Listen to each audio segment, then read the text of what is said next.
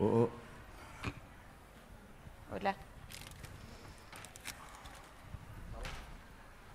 Bueno, buenas tardes a todos, gracias por venir a nuestra presentación, donde hablaremos de la experiencia de Genexus Consulting en la disciplina User Experience. Hablaremos de las razones por las que creamos una unidad especializada, sus comienzos, su metodología, sus proyectos y aprendizajes que hemos ido recogiendo a lo largo de este camino. Bien, los comienzos fueron varios. Uno de ellos fue un proyecto hace un tiempo, un proyecto muy grande, que tuvimos que hacer un upgrade tecnológico, llevarlo de pantallas verdes al mundo web, además de una actualización funcional por todo lo que había cambiado el negocio en esos últimos 10, 12 años. Y imagínense esa organización acostumbrada a ese sistema y esos usuarios también acostumbrados a ese tipo de interacciones. Y partimos de documentación con relevamiento, con requerimientos hechos 100% en narrativa, 100% en texto. Comenzamos a entregar las funcionalidades y al momento de presentarlas, los usuarios se habían hecho una expectativa y había un gap muy grande entre esas expectativas y lo que le estábamos entregando. El problema estaba en que la documentación que se había elaborado no ayudaba a los usuarios a entender cómo iba a funcionar el sistema una vez entregado. ¿Bien? Por otro lado, en otros proyectos comenzaron a surgir comparaciones con las redes sociales, con sistemas de uso a nivel mundial. Por ejemplo, analizando una funcionalidad te decían, a mí me gustaría que en esta parte el sistema funcionase igual que en Facebook cuando hace tal cosa, en Gmail como cuando hace tal cosa. También aparecieron los teléfonos inteligentes, las apps, y ahí el software llegó a más gente, más lugares, otros contextos de uso. Aparecieron los gestos, las microinteracciones con los sensores de los teléfonos, las animaciones, y de una manera se complejizó las aplicaciones, el análisis, y la prototipación se volvió un must, digamos. ¿Bien? Entonces, estuvimos analizando y comenzamos a profundizar el conocimiento en la usabilidad, en la accesibilidad, interacciones, user experience en general. ¿Bien? Eso fue parte del comienzo.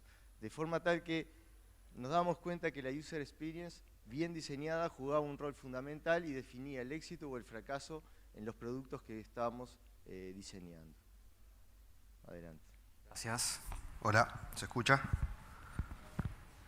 Bueno, recién Alfonso mencionaba algunas de las disciplinas como la usabilidad, la accesibilidad, que tenemos que conocer para hablar de experiencia de usuario, pero me gustaría comentarles, yendo un poco a la historia, cuál fue una de las disciplinas pioneras, que fue el diseño industrial. Y como el motivo del evento es Builders, se nos ocurrió que la mejor idea era presentar con un builder. El señor de la foto es Henry Dreyfuss, fue un diseñador industrial americano que participó en diseños el interior de aviones, de trenes, de camiones, de tractores John Deere, de salas de teatros, electrodomésticos, en fin, de muchas cosas. Pero lo interesante es algo que cuenta en su libro Designing for People. En el año 1930, cuando él todavía no era famoso, vino un representante de la marca Bell Telephone, que hoy en día es AT&T, y le propone participar en un concurso para diseñar el teléfono del futuro. Él acepta, le gusta la idea, acepta, y las condiciones eran que le daban el core del teléfono, o sea, todos los circuitos que funcionaban, la parte técnica, y él tenía que dejarlo usable y lindo desde el punto de vista de diseño. Capaz que si hay algún diseñador en esta sala se siente identificado cuando le dan todo el código y le dicen, este es el código, esta es la aplicación, déjala linda. Eso fue lo que sintió Henry, entonces les dijo, tengo una condición, me gustaría participar desde cero, desde las entrañas del producto. Como no era conocido, le dijeron que no. Se hizo el concurso, no ganó ninguno, porque no hubo ningún buen resultado. Entonces volvió el mismo representante y le dijo, bueno, te vamos a dar la chance de lo que vos pediste de que participar desde cero. El resultado fue el modelo 302, que es muy similar a este también lo hizo Henry Dreyfuss con su gente, pero quise poner porque la gente más o menos de mi edad, de 30 y pico, debe haber utilizado este teléfono y estuvo en la industria durante 45 años. O sea que la innovación que hizo el tipo fue realmente grande. Y el modelo anterior, para compararlo un poquito, es este de acá, que si ven, una de las mejoras fue el cable, error ahí. Esto tiene un problema de usabilidad, me parece, o soy yo.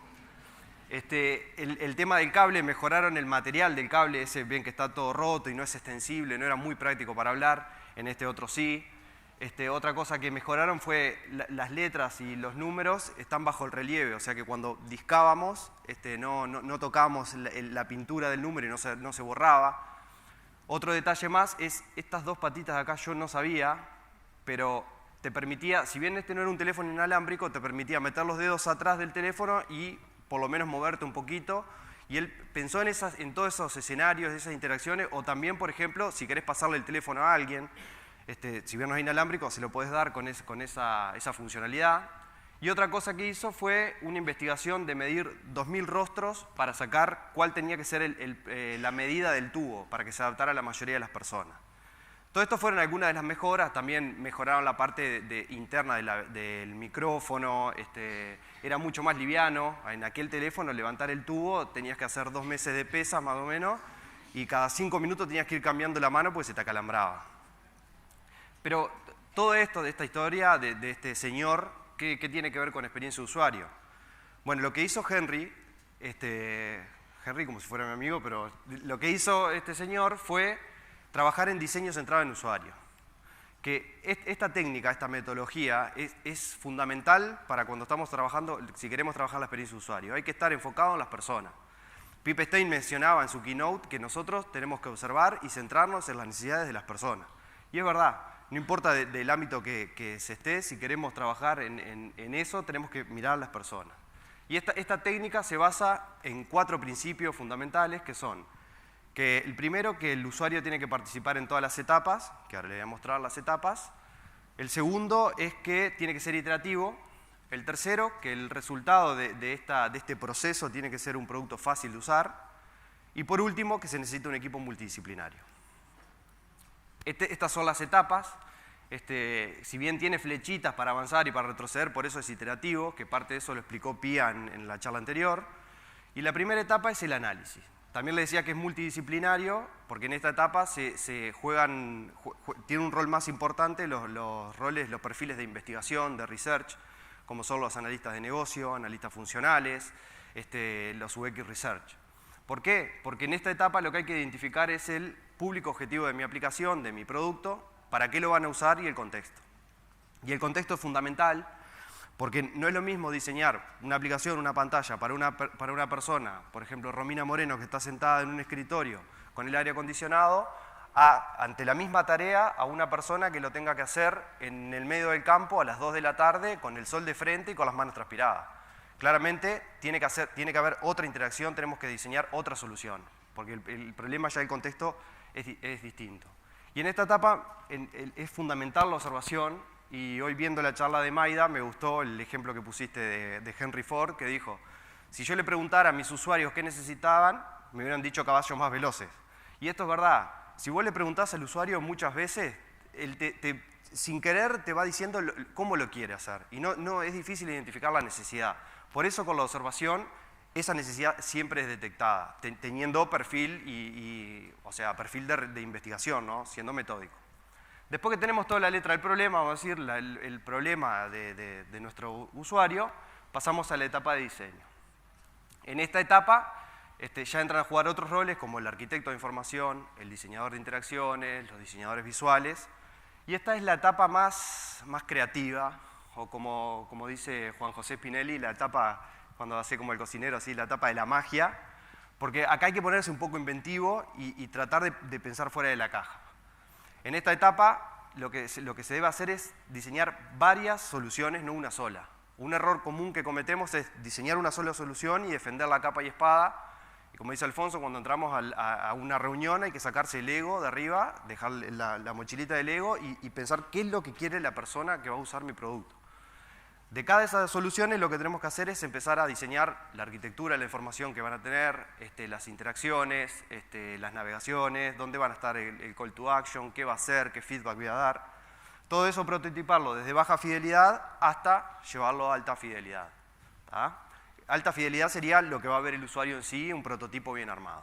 Después que tenemos todos esos prototipos, pasamos a la etapa de evaluación, que es donde los usuarios hacen los test de usuarios, donde le damos una tarea y observamos y medimos con determinadas técnicas que hay cómo se enfrentan a esas interacciones. Si nosotros pensamos que una pantalla tenía que llevarle entre 2 y 3 segundos y el usuario demoró 25, claramente ahí hay un problema y hay que mejorar. Y ahí es donde entra a juego también la interacción, que sea iterativo, porque hay que volver a la etapa de diseño, muchas veces volver a la etapa del análisis, hacer prototipo y iterar varias veces. Después que iteramos N veces y tenemos un producto bastante estable, pasamos a la parte de implementación. Que está en la parte, es la de creación del producto, y después que tenemos el producto creado, ya sigue el ciclo de desarrollo que la mayoría acá conocemos, que es desarrollarlo, testearlo, pasarlo a los diferentes ambientes. Todo esto que yo les conté desde la teoría, después Jimena se los va a contar en un caso práctico de la empresa cómo hicimos para llevar esto a cabo. Pero antes, le dejo con Alfonso que...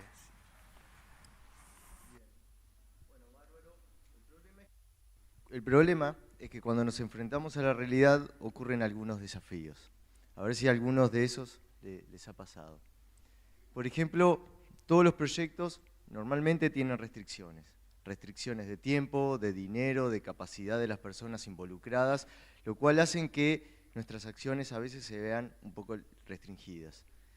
Restringidas, por ejemplo, cuando a veces entramos a los proyectos por la ventana chica o en modo bombero, es decir, nos llaman al equipo de UX diciendo, tengo determinada pantalla que no se entiende o para completar la tarea lleva muchos pasos, entonces, y a eso sumado además que las funcionalidades ya están acordadas y con el usuario, con el cliente, entonces el margen es muy acotado.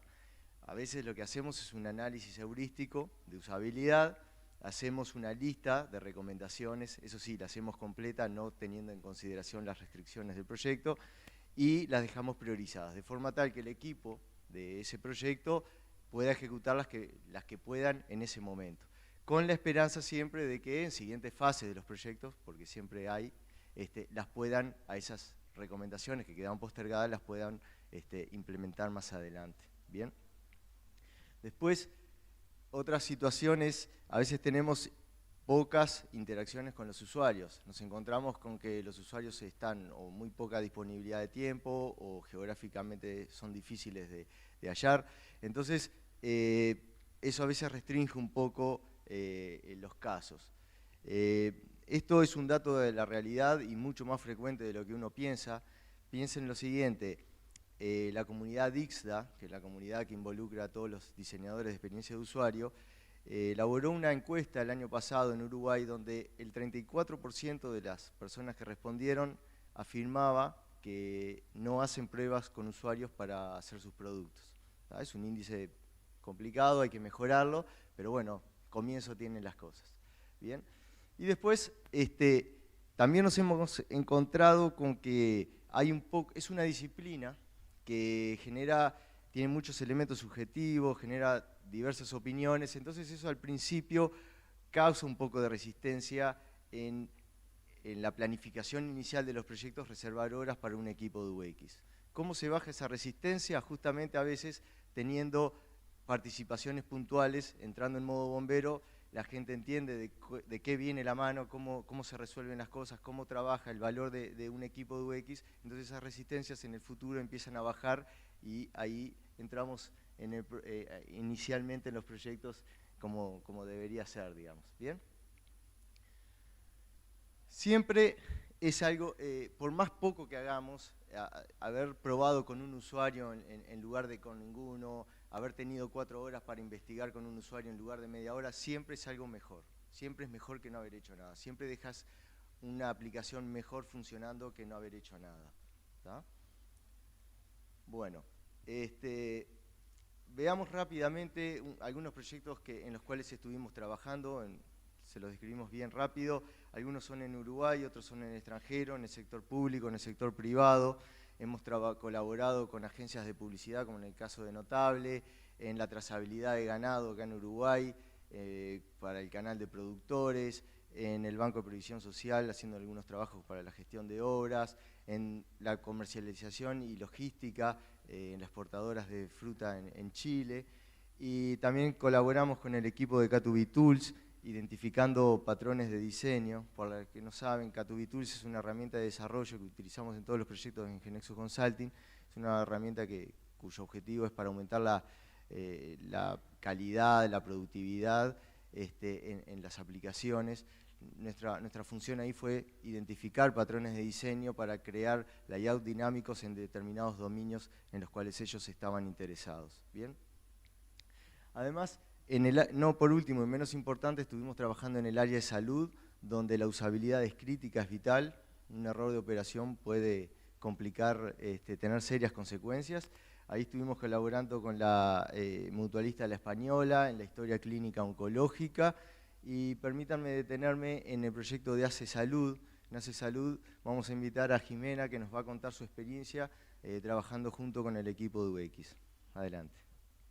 Hola, buenas tardes. Yo soy Jimena, soy analista funcional y formo parte del equipo de K2B Health, que es el área de salud de GeneXus Consulting. Trabajamos en varios proyectos con el equipo de User Experience, pero particularmente nos vamos a centrar en el de ACE en esta charla, y para ponerlos un poco en contexto, le cuento que ACE es la Administración de Servicios de Salud del Estado, forma parte del Sistema Nacional Integrado de Salud y es el prestador que cuenta con más usuarios y está distribuido en todo el territorio nacional. El proyecto arranca por el año 2014 y es la historia clínica electrónica ambulatoria que se va a utilizar en todo el primer nivel de atención, que ello incluye desde policlínicos en hospitales, rondas rurales, centros de salud, visitas domiciliarias, o sea, el escenario era muy diverso y había muchas realidades. A su vez, esta historia clínica no iba a ser solo utilizada por los médicos, sino por todos los integrantes del equipo de salud, así que debíamos contemplar diferentes perfiles. Y lo que queríamos lograr era una mejor calidad de asistencia y un mejor acceso a la información. La situación actual del proyecto es que actualmente está implantada en 897 unidades asistenciales, nos restan unas pocas que justamente no tienen conectividad web o tienen intermitente. Para ellos desarrollamos una aplicación que funciona tanto online como offline, pero tal vez sería tema de otra charla, pero ya estamos en casi todos los lugares que tienen conectividad.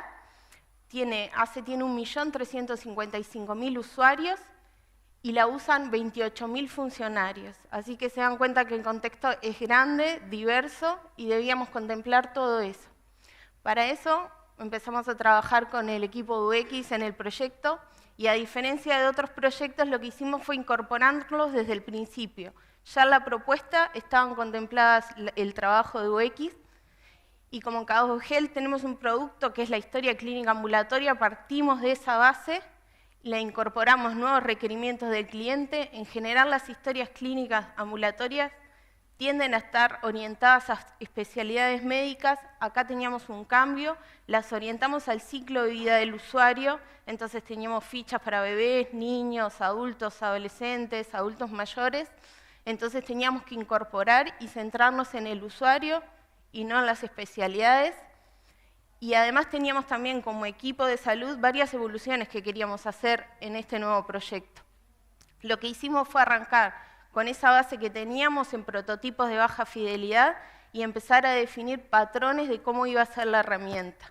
La idea de implantación de esta herramienta era también arrancar con funcionalidades básicas e ir evolucionándole y agregándole complejidad. Entonces partimos de esa base, definimos patrones. Por ejemplo, definimos el menú y decíamos, bueno, hoy tenemos estas, pero si crece, tenemos que contemplar que ese menú siga siendo usable, las acciones principales, cómo iban a estar en el sistema, por ejemplo, firmar un documento clínico, los iconos siempre iban a tener acciones, no íbamos a tener iconos decorativos, y así fuimos definiendo todos los patrones que iba a tener el sistema. Además, ACE nos brindó una paleta de colores y con todo eso definimos el look and feel. En esta etapa, además del equipo de User Experience, incorporamos a desarrollo y a nuestro diseñador gráfico, Gastón, que debe estar por ahí, y trabajamos en este equipo multidisciplinario. ¿Qué ventajas tuvo esto? que a la hora de seguir evolucionando y generar nuevas funcionalidades, se nos fue todo mucho más rápido. No teníamos que estar reuniéndonos todos para definir, porque el patrón estaba definido y muchas cosas ya estaban definidas de antemano. Pero nos queremos centrar también en esta charla para mostrarle cómo aplicamos todas las etapas que contó Matías en un componente que sale en paralelo con lo que es la historia clínica ambulatoria, que es el visor de documentos. Imagínense un poco esto, ACE tiene múltiples sistemas que generan información clínica. Cada sistema genera esa información y almacena sus documentos. Entonces, para ver la historia del paciente teníamos que abrir múltiples sistemas e ir juntando documentos de todo. Lo que se creó es el visor de documentos, que así se llamó en el inicio, que lo que hace es nuclea todos los documentos clínicos de un paciente, siguiendo un montón de estándares que están definidos por Salud UI. No solo los agrupamos acá, tienen determinado formato y acá estaban todos los documentos. Este fue el primer paso que hicimos nosotros. Si bien respeta el look and feel de la aplicación y técnicamente estaba bien, no sentíamos que reflejara lo importante que era este componente y tampoco el cliente. Lo primero que dijimos no es un visor de documentos, sino que es la historia clínica del paciente, porque tenemos todos los documentos clínicos del paciente. A su vez, me olvidé de comentarles que este componente está embebido en todos los demás sistemas de ACE. Entonces, si estoy en una emergencia, accedo a este componente también. Entonces, toda la información está en un único lugar. Y junto con esto de que queríamos cambiar la historia clínica, se da la coincidencia también que en Uruguay se disponibiliza lo que es HCEN, que es la historia clínica nacional. Así que acá no solo íbamos a ver los documentos generados en ACE en los distintos sistemas, sino que si el usuario había sido atendido por otro prestador de salud, también iba a ver los documentos acá. Lo que nos pidió el cliente fue, llamen a UX de vuelta y cambien esto. Queremos que sea el protagonista este componente, además del cambio de nombre. Y con esa consigna nos reunimos con el equipo UX y comenzamos el proceso de diseño de la experiencia de usuario. Esta vez centrado en cómo el equipo de salud usaba esta historia clínica. Acá tenemos las etapas que nos comentó Matías y vamos a entrar en cada una de ellas y brevemente contarles qué hicimos en cada una. En la etapa de análisis nos juntamos todos y empezamos a definir los distintos escenarios y los flujos que tenían los usuarios para acceder a la información. Y esta vez no nos teníamos que centrar solo en lo ambulatorio, sino que al estar embebido, por ejemplo, en un sistema de emergencia, cómo utiliza hoy el médico la historia clínica en emergencia, como en un proceso hospitalario o en una descripción operatoria. Ahí en papel definimos flujos, definimos escenarios y tuvimos un montón de insumos que nos ayudaron en la siguiente etapa, la etapa de diseño, que fue un poco más creativa, y esta vez dijimos, no vamos a hacer un diseño único, sino que hicimos 5 o 6 diseños que eran prototipos de baja fidelidad. Lo importante que tenían estos prototipos es que eran navegables. Entonces nosotros podíamos crear tareas y pedirle a un usuario que las ejecutara. Con todos estos prototipos, acá les muestro más o menos los que hicimos. Nos fuimos a ACE a reunirnos con un equipo de referentes, también multidisciplinario, teníamos gente de salud, del equipo de salud, registros médicos, técnicos, y llegamos a esta última, que es la que tuvo mayor consenso. Y esta única no fue que la diseñamos así, sino que fue con pedacitos de muchas otras, armamos esta. Con esta etapa volvimos a juntarnos todos nosotros y sumamos fuertemente a desarrollo, porque la línea de vida que ven allá arriba les daba mucho miedo, y también incorporamos al diseñador nuevamente. Y pasamos a hacer un prototipo, este prototipo ya con consenso de alta fidelidad. Se los muestro acá cómo nos quedó y les explico un poco. En la línea de tiempo tenemos todos los documentos agrupados y se navega hacia la izquierda. Sobre la derecha siempre tenemos el documento más actual. Es como agarrar la hoja clínica e ir para atrás, que cada uno capaz que cuando va al médico lo ve al médico que hace eso. Tenemos señalizado el documento donde estamos parados y agrupamos los documentos por categoría. Esto también fue como una restricción del diseño porque después no íbamos a poder tener 20 categorías, pero ya sabíamos que más de 10 nunca iban a ser. Después tenemos en los filtros justamente las categorías y ya nos brinda bastante información, porque solo mostramos las categorías en las que tenemos documentos y le mostramos cuántos documentos tiene dentro de esa categoría. Y un acceso fácil a sus últimas consultas. Vemos que muchas veces los médicos, un especialista quiere hacer el seguimiento y le interesa ver solo sus consultas. Y después tenemos los filtros avanzados. Estos filtros justamente eran los que teníamos como principales en nuestro antiguo visor y habíamos notado que los usuarios prácticamente no los usaban o para casos muy puntuales. Y bueno, este fue nuestro diseño. Con este diseño así lo ven estático, pero tenía navegación. Creamos varias tareas más y volvimos a ACE. El equipo de referentes lo aprobó enseguida, pero lo que hicimos fue agarrar a personas externas al proyecto y darle este prototipo para que probaran con esas tareas y que no tenían ningún contexto de qué era, ni sabían el por qué, y por suerte las pudieron cumplir todas. Y con esto pasamos a la etapa de implementación. Esto es una captura de cómo está hoy en producción la historia clínica, y tuvimos algunos idas y vueltas. Por ejemplo, el icono de limpiar filtros, en el prototipo lo teníamos como un icono, pero en todo nuestro sistema siempre dice limpiar filtros, y tratamos de mantener esa coherencia. En los ida y vuelta y validaciones con los usuarios también vimos que el periodo en el cual mostrábamos los documentos también era importante y fuimos ajustando esas cosas. Y bueno, ¿qué aprendimos? Yo cuando comencé a trabajar en K2G Health no había testing. Yo fui la primer tester de K2G Health y hoy no imaginamos ningún proyecto sin testing. Lo mismo nos pasó con análisis funcional. Ahora hay un equipo de analistas funcionales en salud y tampoco hay ningún proyecto de salud sin análisis funcional.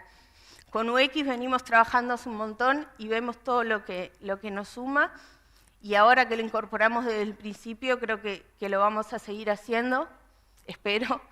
Y también esto, el diseñar pensando en el usuario, lo que logramos con esta herramienta que está implantada, y la implantación fue mucho más rápida de lo que estaba planificado.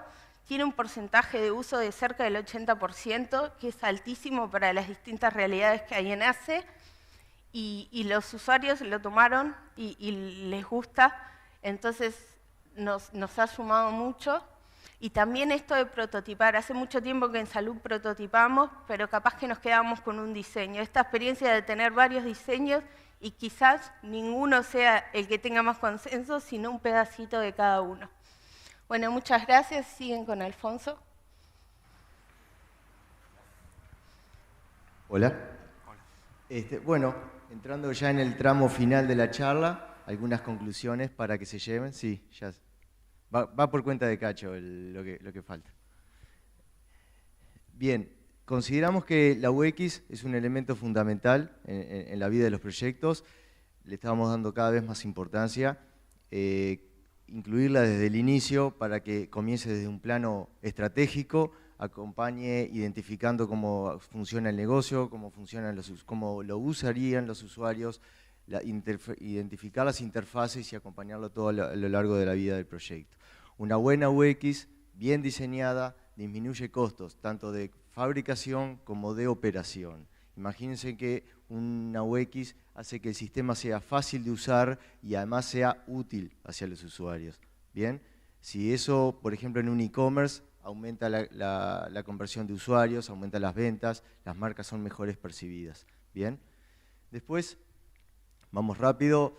Primero, nos llevó tiempo aprender a observar a los usuarios, observar cómo hablan, cómo usan los sistemas, dónde los usan. Como decía bien Matías, los usuarios tienden a decirte lo que quieren, pero hay que decodificar si realmente eso es lo que necesitan. Lleva tiempo observar eso, pero se aprende. Luego, a partir del 2014 hubo un florecimiento impresionante, una cantidad impresionante de herramientas de prototipación rápida, algunas en la nube, otras se instalan localmente, te permiten trabajar en forma colaborativa, te permiten mostrar el producto al usuario prácticamente funcionando, sabiendo cómo funciona, cómo luce, las expectativas se alinean, no hay sorpresas al final del camino. Realmente eso está muy bueno. Es una herramienta de comunicación que alinea a todos los integrantes, tanto de adentro como de afuera del proyecto. Y también probar.